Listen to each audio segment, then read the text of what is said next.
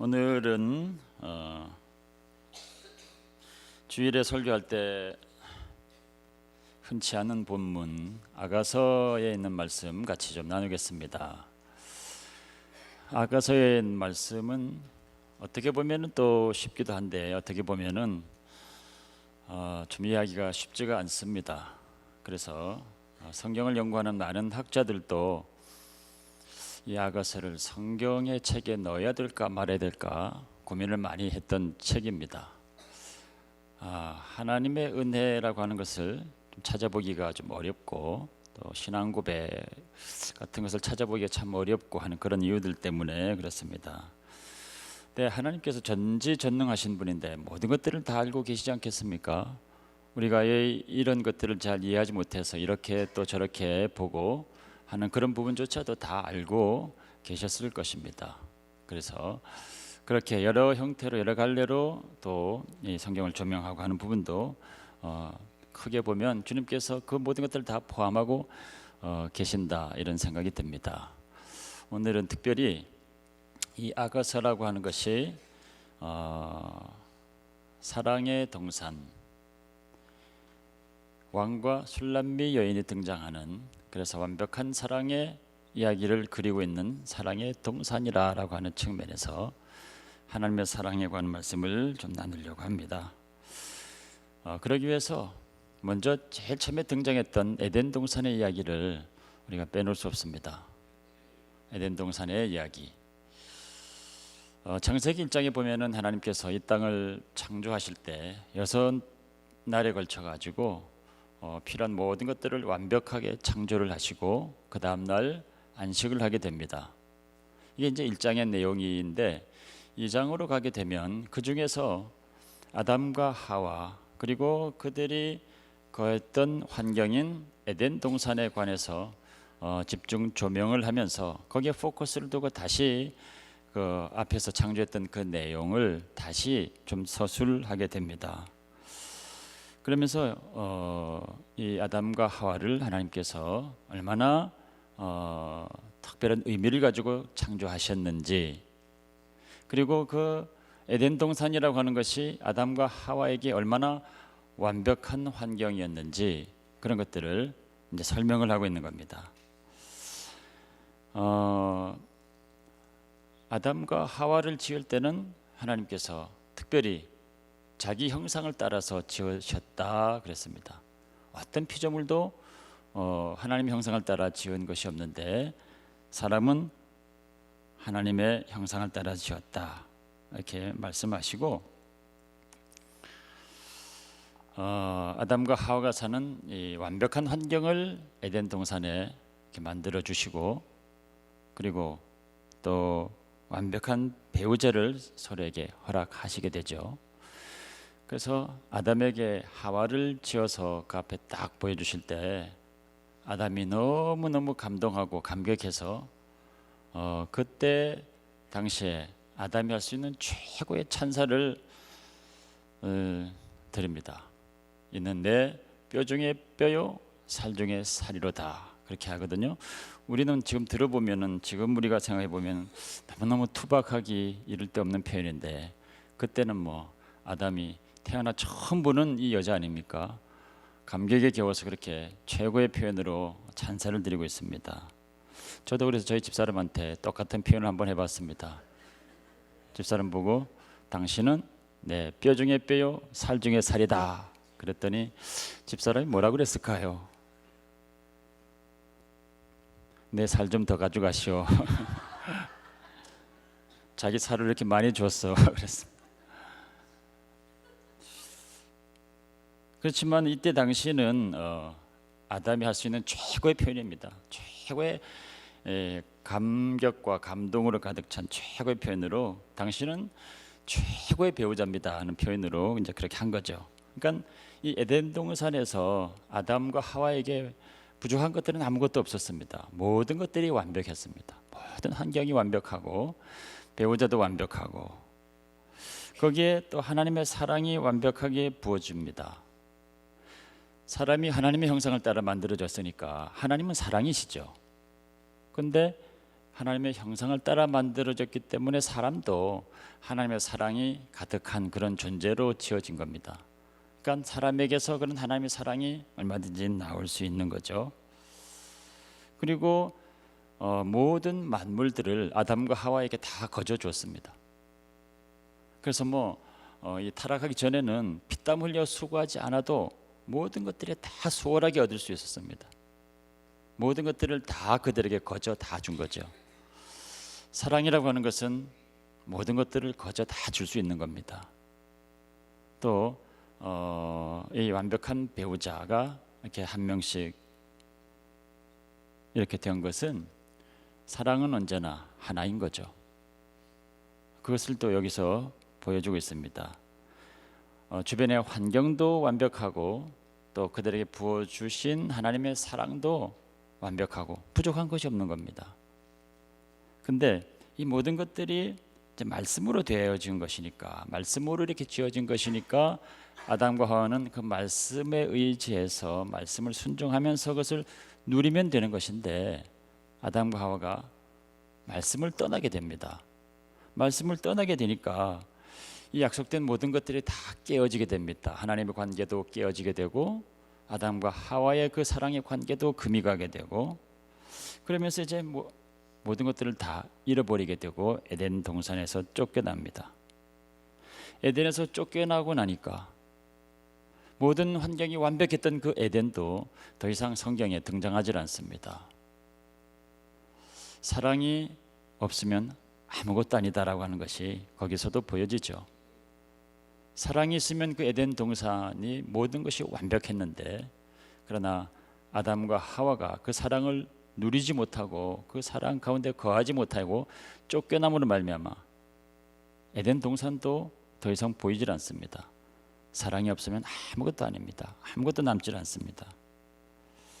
그러다가 이제 이 아가서를 읽게 되면 그때 잃어버렸던 에덴 동산의 모습, 잃어버렸던 에덴 동산의 모습에서 모든 것들을 다 회복이 된 상태의 그런 모습이 에덴 동산에서 그려지고 있습니다. 이 아가서의 동산에서, 아가서를 읽다 보면은 이 사랑의 동산에서 벌어지고 있구나라고 하는 것을 금방 알 수 있습니다. 근데 에덴에서의 그런 잃어버렸던 모습, 그 모습하고는 전혀 반대가 되는 모든 것들이 다 회복된 모습으로 그려지고 있습니다. 완벽한 사랑으로 하나님의 말씀에 기대어서 완벽하게 이루어가고 있는 그런 모습인데, 이 공간은 실제로 있는 그 공간이 아니라 환상 속에 있는 시적인 공간입니다. 환상 속에 시적으로 그려가고 있는 공간인 거죠.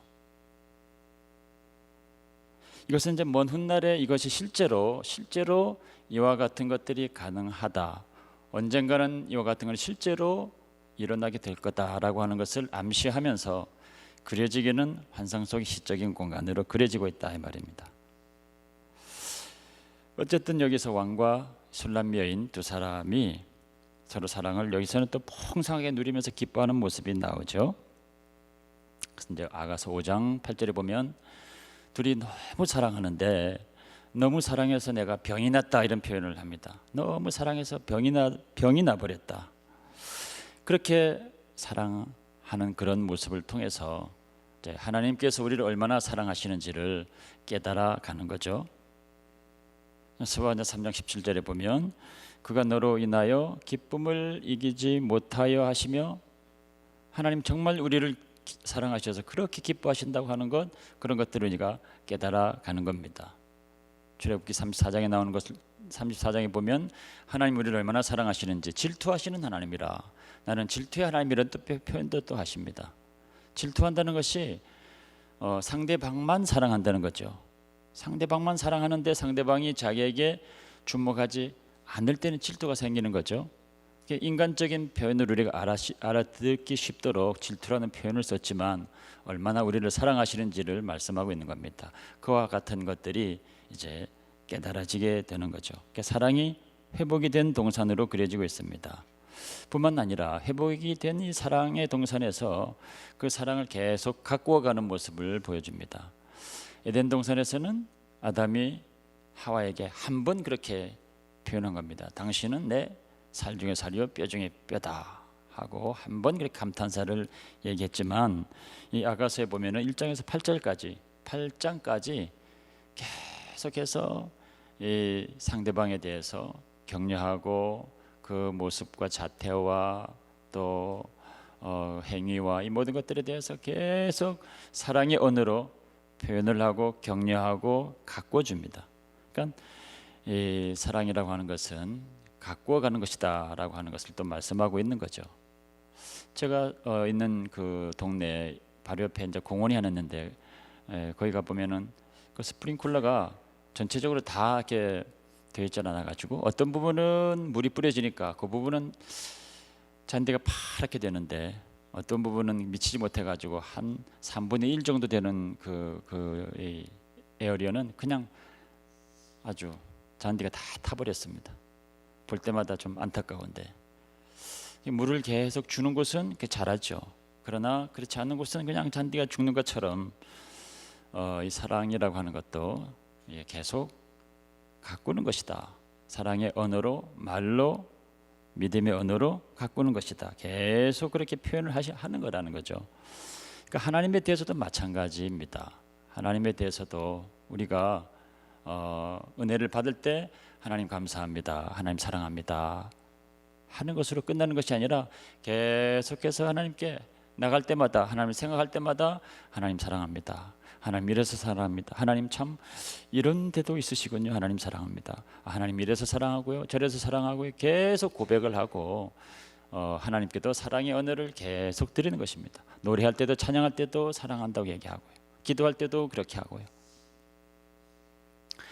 계속 그렇게 하면 하나님도 우리에게 그렇게 반응을 하십니다. 계속 그러다 보면 우리가 어느 때 기도하다가 또는 뭐 예배를 드리다가 아니면 또 말씀을 듣다가 하나님께서 우리가 알아들을 수 있는 그런 방법으로, 어떤 때는 강렬한 느낌으로, 어떤 때는 감동으로, 어떤 때는 부인할 수 없는 어떤 그런 상황으로 우리에게 들려주신 음성이 있습니다. 너는 내 사랑하는 아들이라, 너는 내 사랑하는 딸이라 하는 것들을 우리로 알게 하십니다. 이제 그것이 계속되면 우리 삶 가운데 일어났던 모든 사건들이 다 하나님께서 우리에게 하신 말씀이구나, 우리를 사랑하신다고 하는 음성이구나 하는 것도 알게 됩니다. 그러니까 이 사랑이라고 하는 것은 사람에게도 그렇고 하나님과의 관계에서도 그렇고 계속해서 갖고 가는 것이다 라고 하는 것, 이 아가서에서 보여주고 있습니다.